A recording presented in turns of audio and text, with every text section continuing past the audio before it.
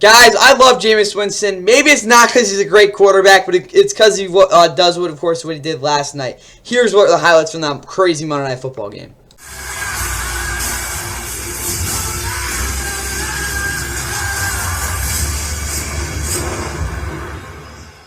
By Dustin Hopkins. Good snap, good hold. Kick is hell no. Williams got it. Touchdown Broncos. A waste of time. Play action from Winston. And what a catch by Not easy to do, but he's doing a great job coordinating this group this year. They're down at 3. Floated wide open. That's Moore. And Elijah Moore. Over the middle, that's caught for Njoku and a touchdown. This has been a great draft class for the Broncos. Here is one in the air. What a play made by Denzel Ward, and it's picked up. This time, it's down at goal. Handoff, touchdown. Michael Winston is picked, intercepted. Bonitos. Goodbye. No flags. Winston. End zone. Njoku. Touchdown. 3rd and 11. Down the middle. Mims. He's gone. Oh. Touchdown. Denver. Marvin Mims. Can Cleveland answer? They try with Judy. They got him. He's going the other way. Touchdown as the quick throw. Judy, he's got it. And the field goal try by Lutz from 36. Aired out. Mims. Ward. Ward's got it. Pressure coming. Wide open touchdown Chubb. Broncos back on top as he was headed out of bounds. Here's a pick! Intercepted! And that should end the night. McMillan, the other way. Winston keeps throws. How about another? This time it's Cody Barton. He's not going down. He's not going down yet.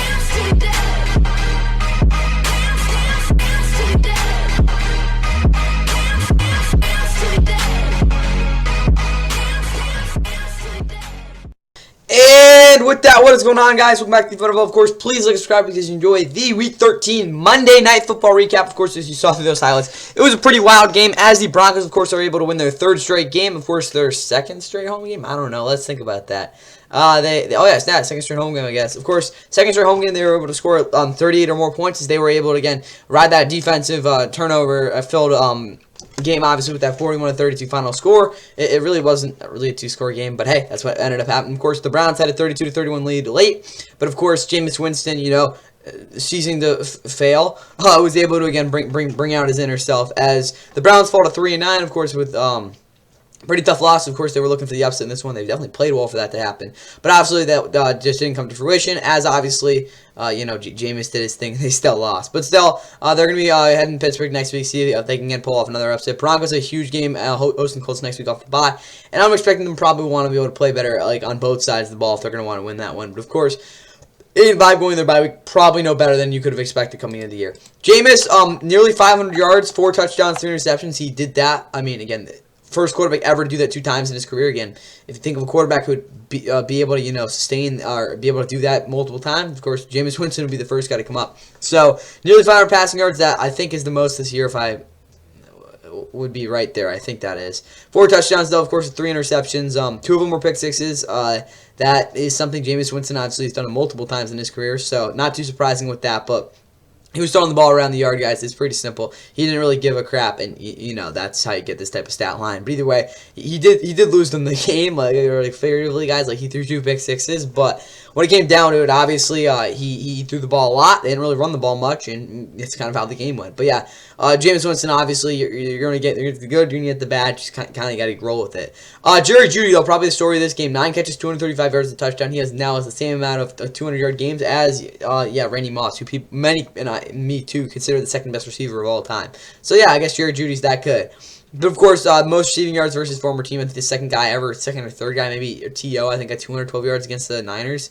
Against his former team, obviously, for Jerry Jeudy. So that's pretty cool. I think the biggest thing, though, for Jerry Jeudy is, again, the 70-yard touchdown again was great, I guess, as well. But again, kind of like showing the Broncos, yeah. I mean, you didn't give me a good quarterback or a quarterback that believed in me in a lot of ways, and now I just kind of shoved it back in your face. But obviously, Jerry Jeudy just didn't really work out there really in any way possible. So the fact that he had a good game here, I think that's good for him, obviously. Again, you can go back to Week 6 last year where, again, Steve Smith Sr. just absolutely flamed him. And again, Jerry Jeudy's come a long way since then. Elijah Moore, obviously, 8 catches, 111 yards. He was very, very good in the slot. Had some big catching run plays as well. David Njoku caught 2 touchdowns. Obviously, that one-handed catch as well, which I think wasn't really that great of a catch, but he still made a one-handed catch, so it is something. Nick Chubb obviously had a touchdown as well. Overall, for these receivers, they all got open pretty well. I think the way Jameis was able to read out the field really well as well. Again, with the O-line protecting pretty well. Again, overall, really put this offense in a pretty good spot. Again, that's why they got all those yards. Again, just really the Jameis turnovers put them in a bad spot. Defensively, their coverage in a lot of ways was it was decent, I guess, especially in zone. I don't really think they were as quick to react because Bo Nix was definitely making it hard on them. They also gave some really bad check down plays, specifically for the linebackers. They dropped really deep in this game, which honestly part of the reason I think they stayed in it in a lot of ways. Of course, they did force 2 Bo Nix interceptions, which I guess is something. Muhammad Diabete, he had 4 tackles. He was pretty good. Again, Jordan Hicks had the big 12 ones as well. Overall, though, for this defense, I just think they were a little bit too hesitant at times. Again, for a group that has so many talented players, I like to see them be a little bit more proactive at times. But overall, they still were pretty good. Even again, they did give up 27 points to that offense. But again, outside that 93-yard touchdown they gave to, it was just a perfect throw by Bo Nix. You really can't complain how this defense played.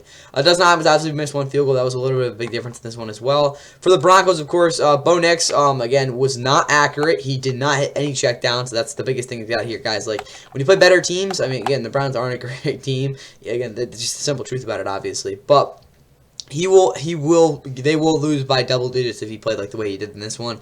Yes, the amazing touchdown, that 93-yard touchdown on Marvin Mims was just an absolute, like laser. That was a great throw. I get that, but he's got to hit his check downs in some of those plays. Again, you could hear Joe Buck throughout, not Joe Buck, Troy Aikman throughout the what is it called broadcast. Yeah, he's like, you gotta check down, you gotta check down. Usually Joel McLaughlin, who is by far the best what is called runner on this football team. So that's something. Obviously, Javonte Williams and Michael Byrne both had 2 hard ran touchdowns there as well. Bo Nix, though, I think could have took out a couple more times. It wasn't like he didn't get out of the pocket by any means, but did not think he did a good job in that. Again, 1 interception was literally an arm put. The first one, though, again, also really wasn't lucky. But again, overall, Bo Nix, I think, again, was really, really aggressive, going big game hunting, which, again, I give him some credit for. But guys, when it comes down to it, you can't play like this and expect to be better teams. Like, stay in the system. But overall, he did have a decent game overall. The numbers aren't going to look great, but he didn't play that bad. Again, it was definitely not one of his better games of the year, but again, the yards per attempt tells you what it is. 6 catches for 102 for Cortland Sutton as well. He wasn't getting open by any means, but he did make a couple big plays. Troy Franklin also had a big catch, I think, to get him into the red zone, if I'm not mistaken. Defensively, Levi Wallace obviously isn't a starting quarter. He just doesn't have the speed at this point in his career. He never really has. He's always been his own guy. But having him lined up against Jerry Jeudy, who obviously by no means is the fastest, again, one of the fastest receivers in the league. Anyway, is not a great option. Cody Barnes is the second big pick of the year. Of course, he had a pick 6 against Scoop and Score. My bad. Against the Saints back in Week 7. P.J. Locke had 6 tackles. He was very good against the run. Jaquan McMillan had 5 tackles. Obviously, they picked 6. He is one of the more lethal slots and underrated players in the entire NFL. Zach Allen continues to get consistent pressure. Patrick Surtain also has 4 tackles. Honestly, I might just go into that. Oh, that's not good. Where's Zach Allen? Let's get to Zach Allen, guys, because I just want to tell you guys how good he's been. Like, look at this. Pressures. Where are the pressures? Total pressures. He's first in the, I guess, at his position, not in the league. But you get the point. Yeah, Zach Allen's freaking beast. Jonah Ellis also was pretty good with the sack again. They got some pretty good consistent pressure, really good TE stunts there as well. Only bad thing I really talk about this defense is the fact that, again, in coverage, they did look a little bit sketchy, especially for, again, Levi Wallace. That was part, again, honestly, I don't even think they would have given up 30 points if they had Riley Moss, who's a very athletic corner, even though, again, he's white. But he's very, very athletic, and I think he puts this defense in a lot better of a spot, again, considering he had Pat Surtain, who didn't even play that great in this one, guys. Like, he was okay, I guess, but, like, not one of his better games by any means this year. So, again, the fact, again, they were still able to get over that was big. Hughes Jones, I guess, was okay. But overall, this defense, again, I don't think that, again, not one of the better games of the year, but they were able to figure it out.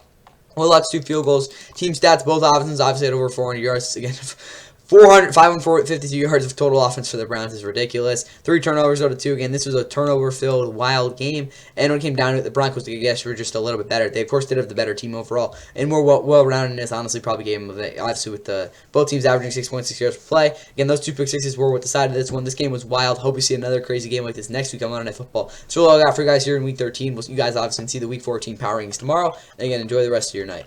Nice through the defense. Lost it, and the Flyers have a break. And Michkov, the rookie. A break in on goal. And he scores. And that will end it. As